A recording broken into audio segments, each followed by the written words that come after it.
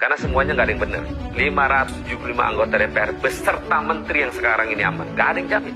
Oke. Semuanya nggak aman. Semuanya bisa terjerat hukum. Karena semuanya nggak ada yang benar. Karena semuanya nggak ada yang benar.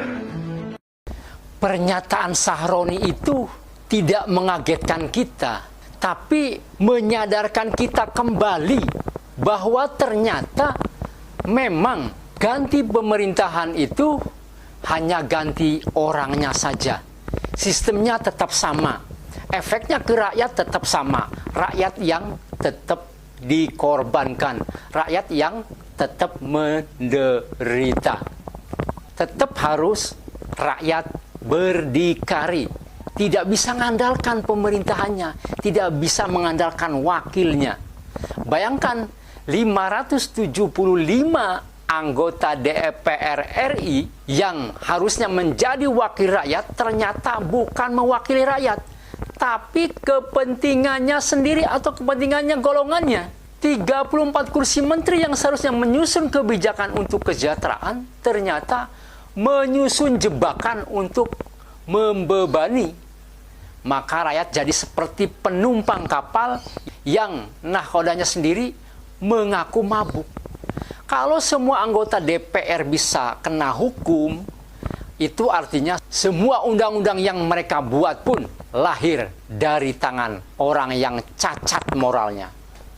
Kalau semua menteri tidak benar, itu artinya setiap kebijakan-kebijakan dari pajak, BPJS, PBB naik, beras naik, bisa saja lebih berpihak pada elit, bukan rakyat. Yang ditangkap itu hanya bawah-bawahnya aja, yang atasnya itu tidak pernah tersentuh. Dan disinilah tragedi itu terjadi. Rakyat bukan lagi pemilik negeri ini, rakyat hanya jadi sapi perah.